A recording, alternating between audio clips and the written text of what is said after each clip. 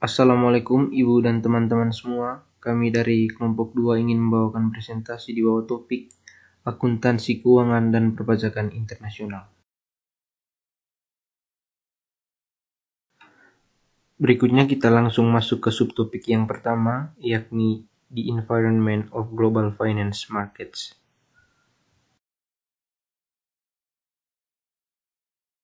Ada beberapa aspek pembahasan dalam lingkungan keuangan internasional. Pertama, sistem moneter internasional adalah struktur, instrumen, institusi, dan perjanjian yang menentukan kurs atau nilai berbagai mata uang dunia, termasuk juga penyesuaian aliran modal dan perdagangan internasional, serta neraca pembayaran. Dikenal ada beberapa sistem moneter internasional, yakni kurs tetap, kurs mengambang bebas, kurs mengambang terkendali, kurs pengaturan zona target, kurs tertambat merangkak, dan kurs tertambat pada sekeranjang mata uang. Aspek pembahasan yang kedua, yakni sejarah perkembangan sistem moneter internasional, adalah perkembangan kapitalis global dalam usahanya mengembangkan kapitalnya. Dikenal ada beberapa periode, yang pertama periode standar emas, kedua periode perang dunia, ketiga periode persetujuan Bretton Woods, keempat periode sistem kurs mengambang, kelima periode sistem moneter Eropa, dan yang keenam Euro currencies. Aspek pembahasan yang ketiga, yakni neraca pembayaran.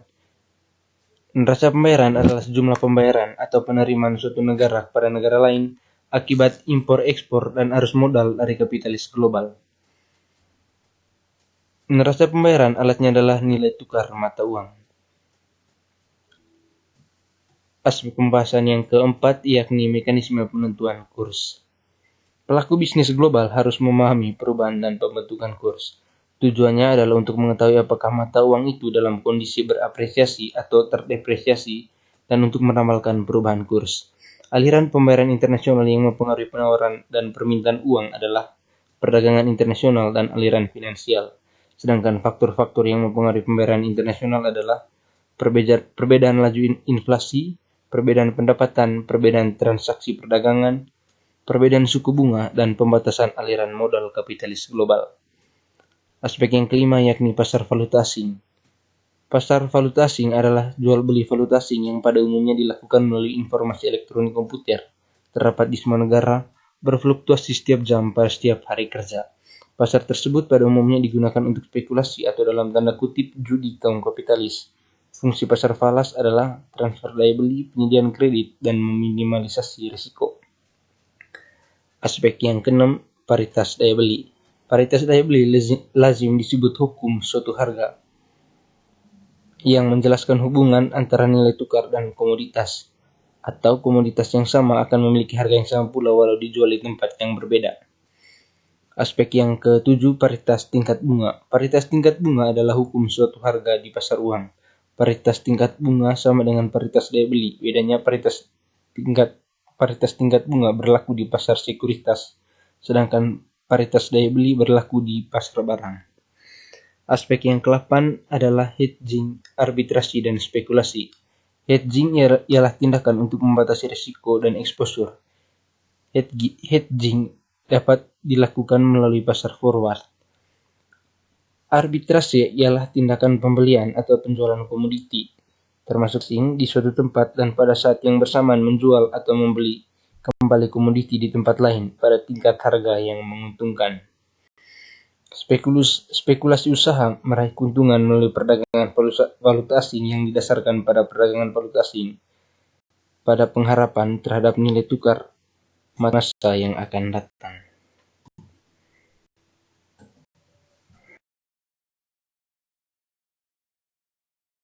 Berikutnya kita masuk ke subtopik yang kedua, yakni Global Equity Markets.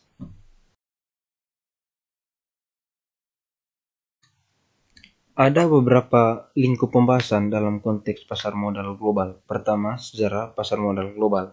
Sejak selesainya Perang Dingin pada dekade 90-an, tata ekonomi dunia mulai berubah dari semula ada dua kubu ekonomi, yaitu ekonomi komunis dan ekonomi kapitalis. Aspek pembahasan yang kedua adalah pasar modal negara maju, di mana contoh yang kami ambil adalah pasar modal dan pasar berjangka Amerika Serikat. Amerika Serikat sudah merdeka lebih dari 2000 tahun yang lalu dan saat ini merajai ekonomi dunia. Di Amerika Serikat, satu emiten boleh tercatat di 2 bursa efek atau lebih dari 2 bursa efek. Kekuatan ekonomi Amerika Serikat ini dapat menjamin kestabilan nilai mata uang dan harga-harga barang karena 4 institusi pasar yang telah ada berjalan dengan baik. Keempat institusi pasar yang berjalan bersamaan waktunya itu dan merupakan suatu keharusan bagi sistem ekonomi modern adalah: yang pertama, pasar uang yang tercerminkan pada perbankan; yang kedua, pasar modal yang tercermin pada bursa efek; yang ketiga, pasar komoditas yang tercerminkan pada pedagang partai besar; dan yang keempat, pasar berjangka. Pasar berjangka atau bursa berjangka memperdagangkan produk yang ada di pasar uang, pasar modal, dan pasar komoditas dengan syarat penyerahan barang dan penyelesaian pembayaran dilakukan di masa yang akan datang. Harga terbentuk pada saat transaksi terjadi, tapi penyelesaian dilakukan 1 tahun lagi, 3 bulan lagi, 6 bulan lagi, dan seterusnya. Produk yang berasal dari pasar uang yang dapat diperdagangkan di bursa berjangka mencakup berbagai valuta asing dan berbagai tingkat bunga. Produk yang berasal dari pasar modal adalah opsi saham, opsi obligasi, dan indeks harga saham. Dan produk yang berasal dari pasar komoditi mencakup kacang, keledai, gula, minyak goreng, bahan bakar, emas, daging, dan sebagainya. Lingkup pembahasan yang ketiga adalah pasar modal di negara eks-komunis. Negara yang dahulu bersistem ekonomi komunis beralih ke sistem ekonomi kapitalis atau sekarang sebagai sistem ekonomi pasar. Negara-negara eks-penganut sistem ekonomi komunis membangun pasar modal dan mengundang investor internasional. Lingkup pembahasan yang keempat yakni pasar modal di negara berkembang. Bidang politik, hukum, ekonomi, dan sosial harus disesuaikan dengan aturan-aturan standar internasional yang bersifat regional maupun global. Di samping aturan tersebut, masih ada satu hal yang penting, yakni kesiapan masyarakat luas untuk menerima aturan internasional. Pembahasan yang kelima yakni pasar modal di negara muslim. Aturan perdagangan di beberapa negara Islam berbeda. Iran mengatur jam perdagangan hanya antara jam 9 sampai jam 12 untuk hari Sabtu sampai Rabu. Kuwait mengatur perdagangan mulai jam 7 sampai 14.30 untuk hari Sabtu, Rabu, Kamis, dan Jumat. Sedangkan Mesir mengatur jam perdagangan antara jam 11 sampai jam 1 pada hari Minggu sampai Kamis.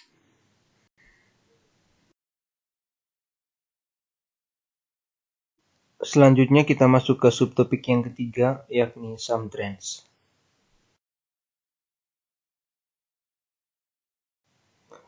Definisi akuntansi internasional adalah memperluas akuntansi yang bertujuan umum dan dalam arti luas untuk analisa komparatif internasional, kebutuhan akuntansi bagi pasar-pasar keuangan internasional, pengukuran dari isu-isu pelaporan akuntansinya yang unik bagi transaksi bisnis multinasional, dan yang terakhir, harmonisasi keragaman pelaporan keuangan melalui aktivitas-aktivitas politik, organisasi profesi, dan pembuatan standar.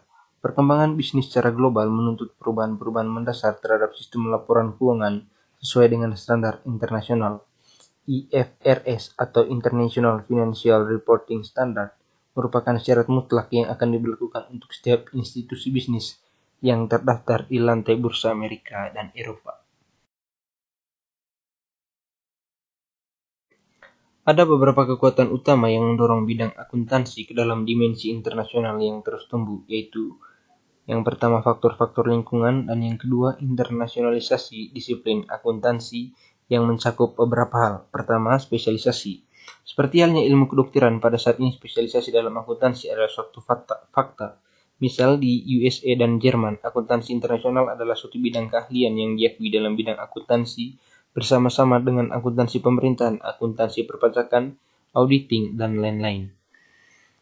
Kedua, sifat internasional dari sejumlah masalah teknis. Perdagangan internasional, operasi bisnis multinasional, investasi asing, dan transaksi-transaksi mencakup di dalam hal ini. Dan yang terakhir, alasan historis. Sejarah akuntansi adalah sejarah internasional. Pembukuan double entry yang dianggap sebagai asal-muasal akuntansi yang ada sekarang bermigrasi ke beberapa negara termasuk Indonesia.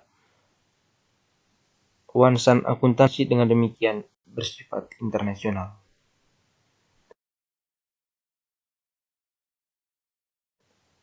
Kita masuk ke subtopik yang keempat, yakni the environment of financial accounting. Sistem akuntansi di suatu negara akan bervariasi berdasarkan besarnya pengaruh lingkungan, dan sistem tersebut akan memunculkan pola perilaku tertentu. Berdasarkan dengan kepemilikan, perusahaan yang dimiliki oleh publik tentu saja membutuhkan pengungkapan dan akuntabilitas publik yang lebih besar dibandingkan dengan perusahaan yang dimiliki keluarga. Sistem akuntansi juga dipengaruhi oleh aktivitas bisnis. Perusahaan yang bergerak di bidang agrikultur, tentu saja sistem akuntansinya akan berbeda dengan perusahaan manufaktur dan ekstraktif. Berkenaan dengan sumber dana perusahaan, tentu saja tekanan terhadap akuntabilitas publik dan pengungkapan informasi menjadi lebih besar jika perusahaan tersebut didanai oleh pihak luar dibandingkan jika perusahaan tersebut didanai keluarga atau bank. Atas faktor-faktor tersebut di atas, ada satu hal yang harus dicatat adalah faktor-faktor tersebut bersifat dinamis dan bervariasi antara satu negara dengan negara yang lain. Dinamika dan variasi ini berakibat dan bervariasinya sistem akuntansi di berbagai negara. Selain itu, faktor utama yang memajukan perkembangan pelaporan perusahaan adalah hasil akhir proses akuntansi secara internasional, adalah pemilik saham oleh masyarakat, pertumbuhan manajemen profesional, dan bursa surat berharga atau pasar modal. Kita masuk ke subtopik yang kelima, yakni International Financial Reporting. Dalam mengelola laporan keuangan di suatu perusahaan, akuntan memiliki pedoman atau acuan yang disebut standar akuntansi keuangan. Selain SAK, di Indonesia ada standar akuntansi internasional yang disebut IFRS atau International Financial Reporting Standard. IFRS merupakan standar akuntansi internasional yang diterbitkan oleh International Accounting Standard Board, yang menjadi standar global untuk penyusunan laporan keuangan perusahaan publik. Ada beberapa komponen laporan keuangan setelah IFRS, yakni laporan posisi keuangan, laporan laba rugi komprehensif, laporan perubahan ekuitas, laporan arus kas, dan catatan atas laporan keuangan. Ada beberapa hal pokok yang diatur dalam standar akuntansi. Pertama, pengukuran dan penilaian. Bertujuan untuk menentukan nilai dari suatu elemen laporan keuangan, baik pada saat terjadinya transaksi keuangan maupun pada saat penyajian laporan keuangan pada tanggal neraca. Kedua, pengakuan. Pengakuan merupakan kriteria yang digunakan untuk mengakui elemen laporan keuangan, sehingga elemen tersebut dapat disajikan dalam laporan keuangan dan mencapai tujuan dibentuknya IFRS. Ketiga, penyajian dan pengungkapan laporan keuangan. Bertujuan untuk menentukan jenis informasi dan bagaimana informasi tersebut disajikan dan diungkapkan dalam laporan keuangan. Suatu informasi dapat disajikan dalam laporan neraca, laporan laba rugi, atau berupa penjelasan notes yang menyertai laporan keuangan, agar para pembaca mudah memahami apa yang dibaca. Berikutnya kita masuk ke subtopik yang keenam, yakni Auditing is an International Environment.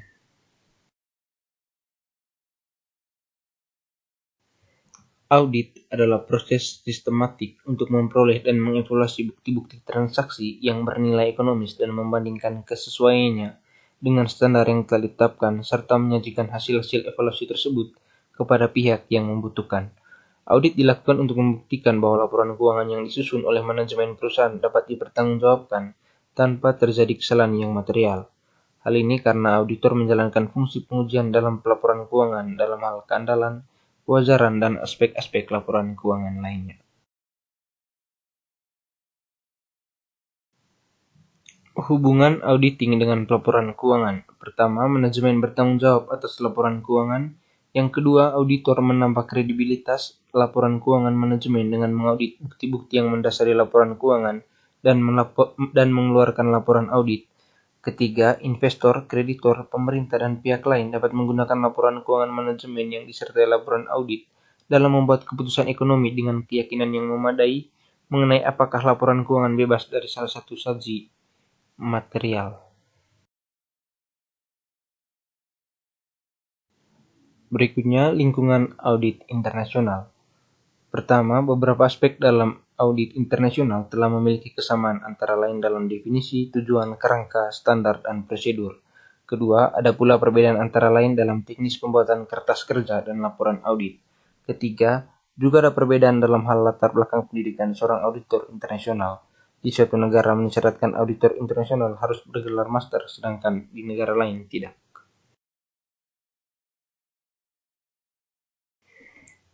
Berikutnya kita masuk ke subtopik yang terakhir, yakni analisis kasus, dengan kasus manipulasi laporan keuangan oleh PT Hanson International. PT Hanson International secara garis besar telah melakukan perbuatan curang dalam proses audit. Dalam kecurangan audit terdapat dua kategori utama, yaitu pelaporan keuangan yang curang dan penyalahgunaan aktiva. Selain itu, PT Hanson International dan KAP yang bekerjasama dengan perusahaan tersebut juga menyalahi etika dari auditor itu sendiri. Menurut Josephson Institute for the Advancement of Ethics yang diterjemahkan oleh Hermawan Kertajaya, etika auditor adalah perangkat prinsip moral atau nilai masing-masing orang yang memiliki perangkat nilai tersebut, yaitu kejujuran, integritas, mematuhi janji, loyalitas, keadilan, kepedulian kepada orang lain, menghargai orang lain, menjadi warga yang bertanggung jawab untuk mencapai yang terbaik. Kasus ini terjadi karena beberapa faktor. Yang pertama adalah karena auditor yang kurang cermat dan tidak memiliki rasa tanggung jawab. Sebagaimana diketahui bahwa setiap auditor harus memenuhi standar audit dan bersikap profesional terhadap pekerjaannya. Faktor yang kedua adalah manajemen PT Hanson International yang tidak memenuhi asersi seharusnya, seperti tidak melaporkan kejadian transaksi yang berlangsung, tidak lengkap dalam menyajikan transaksi, dan penggunaan metode yang kurang tepat sehingga dapat dikatakan bahwa penyajian laporan tidak sesuai dengan standar yang ada. Dalam konteks audit atas laporan kecurangan yang dilakukan oleh PT Hanson International ini, termasuk kecurangan yang terstruktur dan disengaja, berkat pelanggaran yang dilakukan oleh PT Hanson International, menurut kami pengenaan denda yang cukup signifikan yang diberikan oleh pemerintah terhadap perusahaan melakukan sebuah langkah yang benar yang dapat diambil. Saran dari kelompok kami terkait dengan kasus yang sudah dipaparkan adalah bahwa kurangnya pengawasan yang ketat dan tindak preventif dari otoritas jasa keuangan terhadap proses audit masih kurang. Melakukan pembenahan terhadap aturan tentang audit yang sudah usang dan mempercepat pengawasan merupakan dua dari sekian banyak tindakan preventif yang dapat diambil pemerintah untuk mencegah kejadian yang mirip seperti ini terjadi di masa depan. Sekian saja presentasi dari kelompok kami. Atas segala kekurangannya kami mohon maaf. Mudah-mudahan bermanfaat bagi kita semua. Terima kasih.